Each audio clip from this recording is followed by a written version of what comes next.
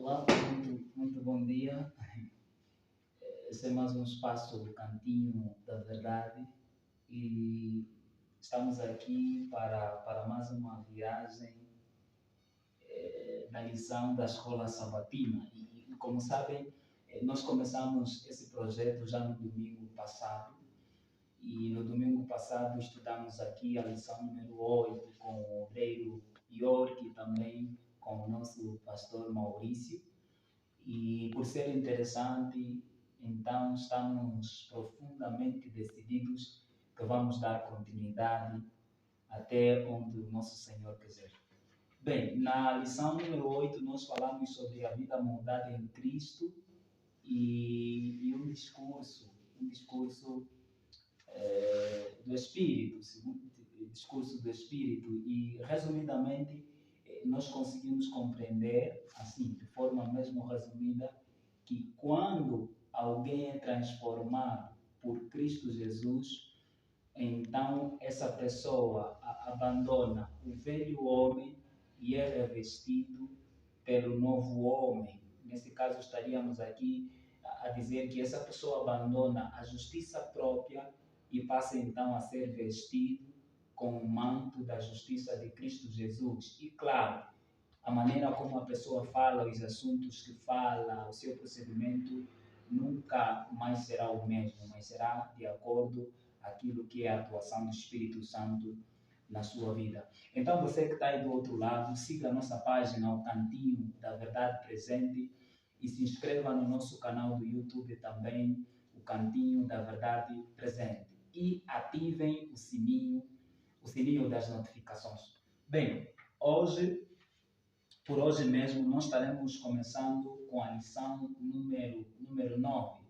Mas antes de tudo, queremos fazer uma breve apresentação dos nossos caros convidados que estão aqui conosco, para então começarmos de forma assim, faseada, a estudarmos a lição. Nós vamos trazer aqui uma nova modalidade e vocês claramente vão gostar. Estamos aqui com o nosso obreiro York outra vez. Muito bom dia, obreiro York. Bom dia, boa tarde, boa noite, independentemente da maneira que o nosso caro internauta está a nos ver. É sempre um prazer estar aqui no Cantinho da Verdade Presente, compartilhar a palavra de Deus por meio da lição da Escola Sabatina, com o nosso obreiro Teixeira João. Muito bom. Estamos aqui também com a nossa convidada, a obreira Filipa, é isso? Sim. Então, como está? Eu estou bem, graças a Deus, e estou muito agradecida pelo convite para estar aqui nesse cantinho e estudar aquilo que é a palavra de Deus. Que bom. Então, por agora, nós vamos estudar a lição de domingo, é isso? A lição número 9 tem como tema Vivendo com Sabedoria. E eu vou passar rapidinho no verso áureo. Então, logo terminar o verso áureo, os nossos convidados podem começar a comentar o verso áureo e começarmos então a fazer um link com a lição de domingo para que possamos ganhar tempo. Diz assim: portanto, tenham cuidado com a maneira como vocês vivem, e vivam não como tolos, mas como sábios, aproveitando bem o tempo, porque os dias são maus. Por esta razão, não sejam insensatos, mas procurem compreender qual é a vontade do Senhor.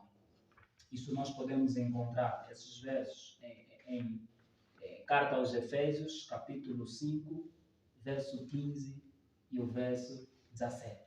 Então, nossos caros convidados, olhando para a lição de domingo, que tem como subtema digam palavras de ação de graças, e olhando para os versos, que é propriamente o verso áureo, o que é que nós poderíamos trazer para então começarmos a fazer compreender, de acordo com a graça do nosso Senhor Jesus Cristo, a lição de domingo? Ok, muito obrigado.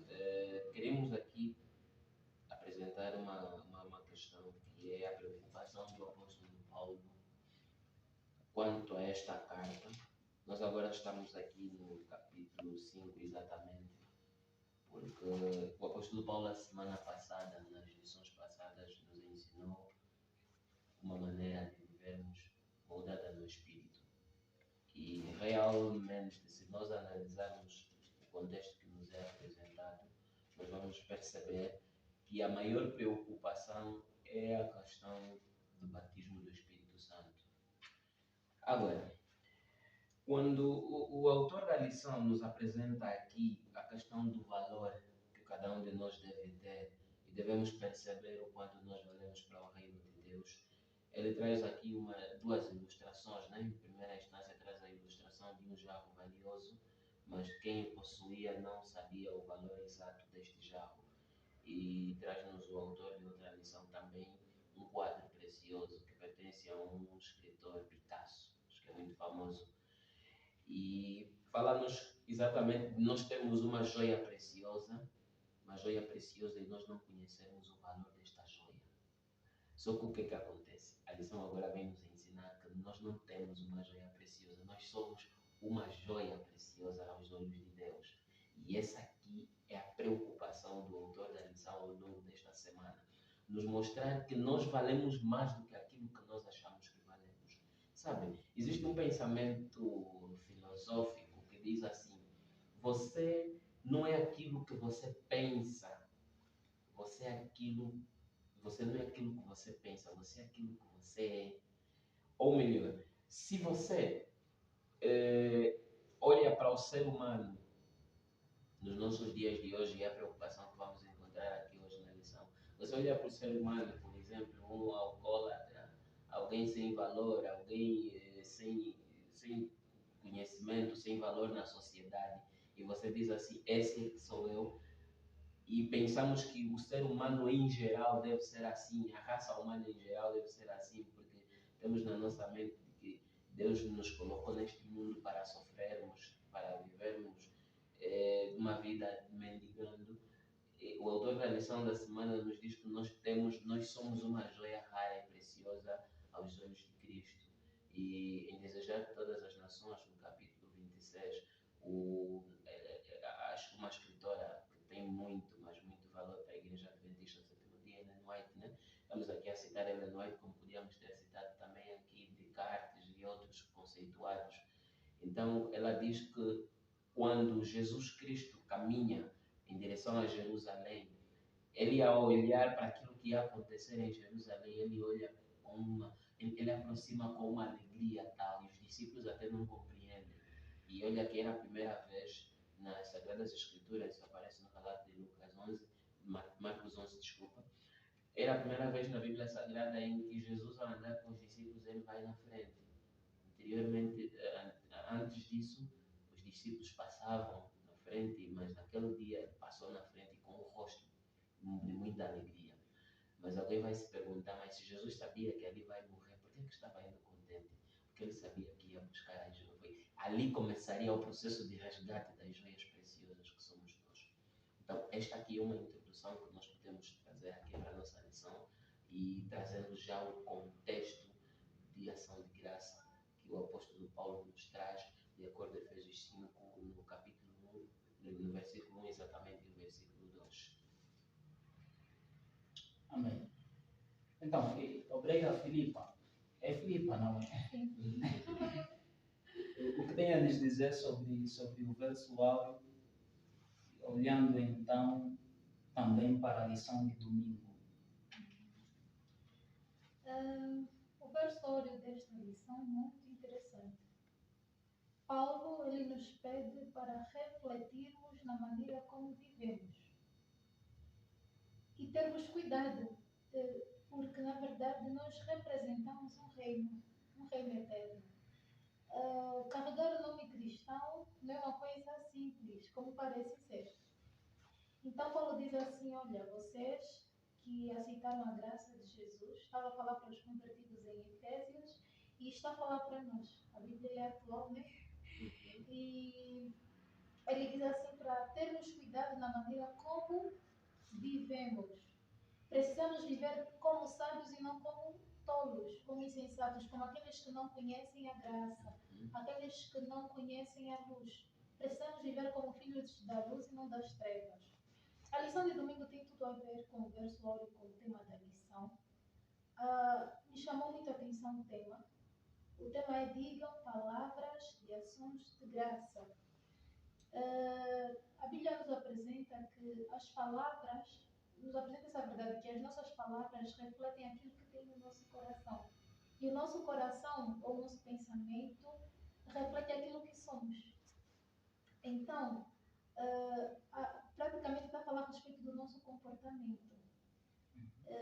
Como cristãos, nós precisamos ter um comportamento diferente daqueles que vivem no mundo. Precisamos ter um comportamento diferente.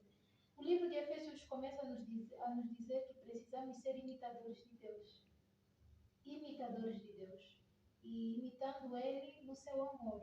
A lição apresenta Jesus como sendo o nosso exemplo, o nosso modelo. E nós, como cristãos, precisamos seguir as pisadas de Jesus. Diferente daqueles que não conhecem a Cristo, o nosso maior objetivo não é satisfazer o nosso próprio eu, as nossas paixões, e sim ser dominados pelo Espírito Santo. Então, o cristão convertido a Cristo precisa ter um comportamento diferente. Apesar das influências que todos nós sofremos, os cristãos no passado sofriam influências também. Estavam numa cultura romana, sabemos que os romanos eram extremamente pervertidos, eles seguiam embriaguez, seguiam as perversões mundanas e principalmente a impureza sexual. Era algo que predominava no Império Romano. Quando lemos Romanos entendemos isso. O Império Romano foi um império extremamente perverso. Só para terem uma ideia do que estou aqui a tentar falar, todos os imperadores de Roma, tirando Cláudio, eram bissexuais ou gays. Heterossexuais também, sim. Heterossexuais só Cláudio. Apenas Cláudio. Todos os demais tiveram problemas de perversão sexual. Só Cláudio. E Cláudio foi aquele imperador que a esposa tinha relações extraconjugais. Imagina o império assim. Se o topo vive desse jeito, imaginem o povo. Como era este povo? Então, Paulo está a dizer assim, não sigam o que a cultura da época era romana, né? Não sigam a cultura. Vocês precisam seguir a cultura do céu. Como pessoas, diz a lição da semana passada, né, que foram despidas do velho homem, precisam viver de forma diferente, em ações de graças, não para agradar o nosso eu, mas para glorificar o nome de Jesus. Então, isso é que é ser imitadores de Deus.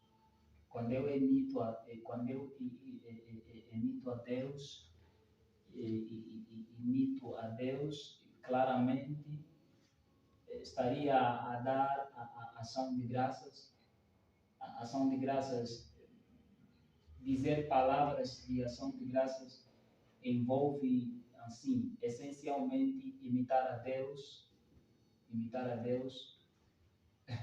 Não sei, Assim, eu gostaria que entendêssemos essa lição do seguinte exemplo. Imitadores de Deus. Olha, havia uma questão que Jesus Cristo encontrou no Império Romano, que era a seguinte: existiam várias escolas, né? Existiam várias escolas e muitos sábios naquela altura. Mas em nenhum momento nós víamos que Jesus Cristo se colocava em grupos, por exemplo, de discussões acerca de questões organizacionais, questões de organização eclesiástica, né? Pois muitas das vezes há aquelas provocações que nós encontramos nas redes sociais e nos grupos em geral, de que qual é a igreja melhor, ou se ser adventista vale a pena ou não. E a gente debate muito sábado, domingo. Há muitas dessas questões. E nós olhamos, por exemplo, para a vida de Cristo. Em nenhum momento Cristo se colocou nessa roda de debates. Para ele o mais importante era fazer o que é a vontade do Pai. E hoje mesmo dentro da igreja, como organização, né, existem muitos debates sobre o que fazer de melhor para melhorarmos a nossa questão de voltarmos a um adventismo mais puro, né? E há várias ideias, alguns trazem reformas e outras coisas mais que geram muitas controvérsias dentro da igreja. Mas Jesus Cristo, apesar disso ser um problema da igreja, Jesus Cristo não pautava por estas questões. O mais importante, ele fazia o quê? O que ele dizia? Importa que eu cuide dos negócios de quem? De meu Pai. E quando o autor, o apóstolo Paulo, está nos trazer aqui em ser imitadores de Cristo, está nos fazendo viver uma vida voltada para Cristo. Uma vida voltada para Cristo. Vou só ler aqui uma citação bem rápida antes da nossa obreira Filipa ler, comentar. Nossa Alta Vocação, página 174, diz que eis a altura a que nos é exigida atingir no amor, e a textura desse amor não é manchada pelo egoísmo. Ser imitador de Cristo, na verdade, não é viver, como disse a nossa obreira, pelas paixões da carne, mas sim pela paixão do Espírito. A nossa obreira Filipa comentou muito bem. Eu apenas só estava a persistir para que continuasse com o teu comentário, mas podes continuar agora.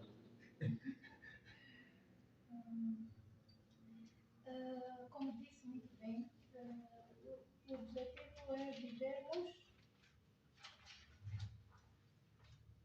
como disse bem o obreiro, o objetivo é vivermos de acordo com a vontade de Deus e, na verdade, a lição, o verso 8 termina dizendo exatamente isso, né?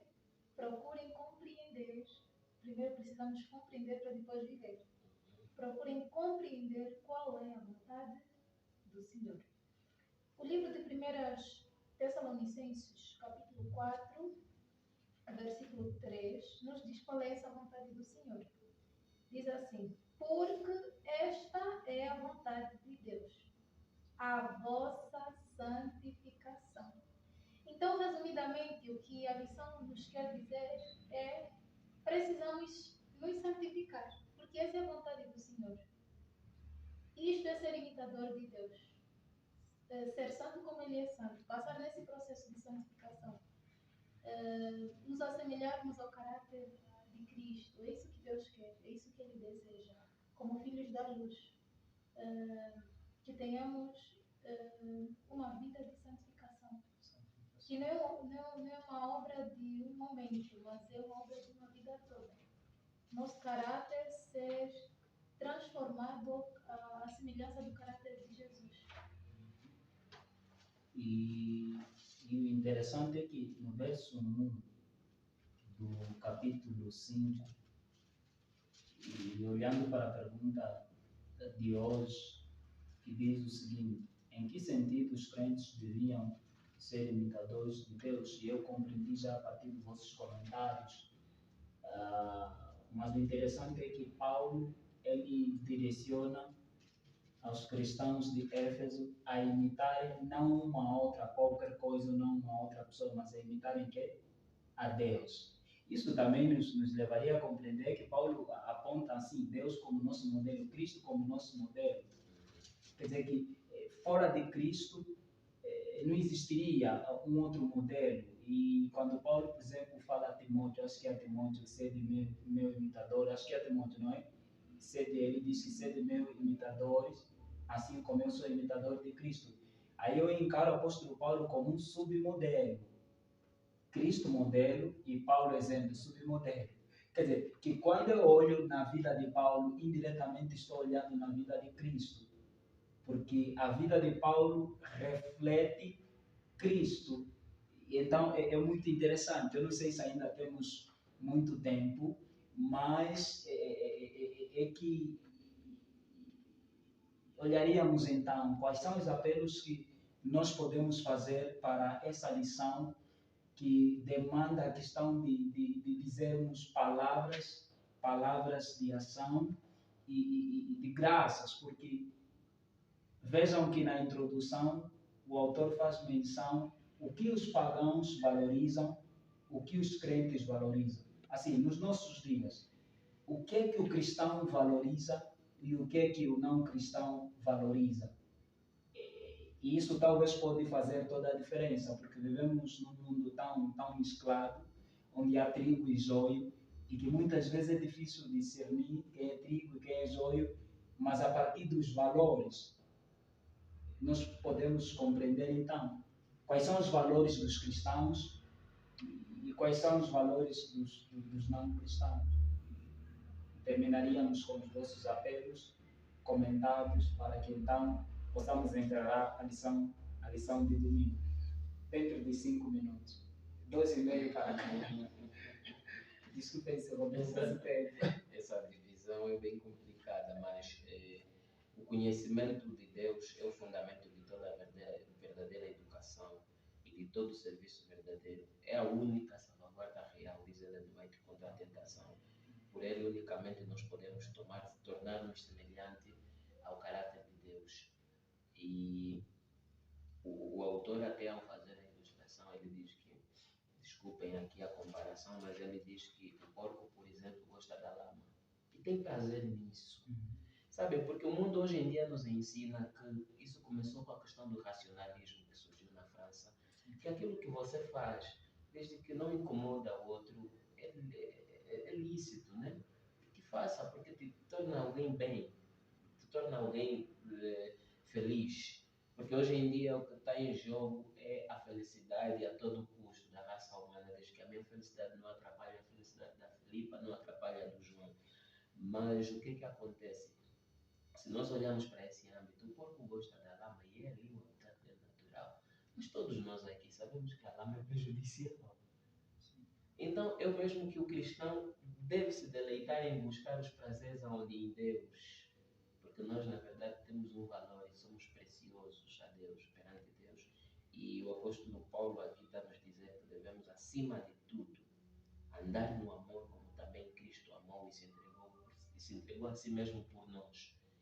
Sabedoria, vivendo com sabedoria. Nos disse que a sabedoria, o temor do Senhor é o princípio da sabedoria. Existe muita sabedoria aqui nesse mundo, mas muita sabedoria. Mas muita sabedoria que não é sábia, porque procura-se buscar entendimento nas coisas com o nosso próprio intelecto, que em nós não existe nada. A sabedoria essencial é buscar a Deus. Eu hoje vou para a rua e vou fazer tal negócio. Senhor, isso é lícito aos teus olhos? Isso sim estou a ser sábio.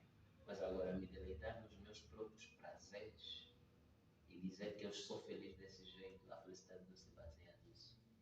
Por isso é que nós devemos olhar para o que o apóstolo Paulo está nos a advertir, que devemos andar agora como imitadores de Cristo.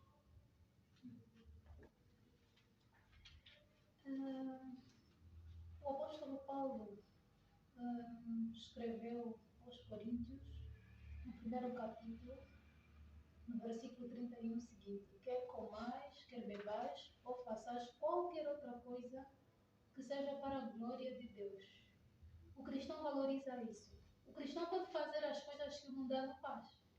Me refiro a coisas que são moralmente aceitas, né? O cristão pode trabalhar, pode estudar, só que a motivação do cristão é diferente. A motivação do mundano é estudar para ter se calhar uma carreira, ou trabalhar para conseguir dinheiro, mas o cristão encara todos esses lugares como campos missionários, lugares em que ele pode influenciar outros à verdade. E a sua maneira de trabalhar não é para competir com o outro, para se parecer melhor, mas ele faz isso para poder mostrar o reino de Deus. Então, o cristão ele não olha para si, ele olha para Cristo. Sempre, em tudo que faz, ele olha para Cristo. Já o mundano não. O mundano olha para si. E, como disse muito bem o ancião, o objetivo do mundano é satisfazer os seus próprios desejos da carne, mas o cristão não. Ele procura glorificar a Cristo, porque na verdade ele entendeu que o viver é Cristo. E aí está a diferença. Nós valorizamos a glória de Cristo. Nós valorizamos isso, já mudamos não. Ele procura satisfazer os seus próprios desejos. Então, o cristão ele pode até nem estar muito confortável, porque às vezes aquilo que ele vai fazer não é o que o coração humano quer, mas por ser o que Cristo quer, ele procura fazer. O cristão vive uma vida de sacrifício, mas é tudo para a glória de Cristo. E ele encontra a felicidade fazendo isso. Amém. Então, Deus é amor, e quem quiser realmente reproduzir Deus em sua vida deve andar em amor, porque Cristo nos amou de tal maneira, ao ponto de morrer por nós, apresentando então uma oferta e um sacrifício agradável a Deus. Ficamos aqui nesta lição de domingo e aguardem a próxima lição para que então possamos compreender a lição número 9, viver com sabedoria. Até a próxima e continuem nos seguindo.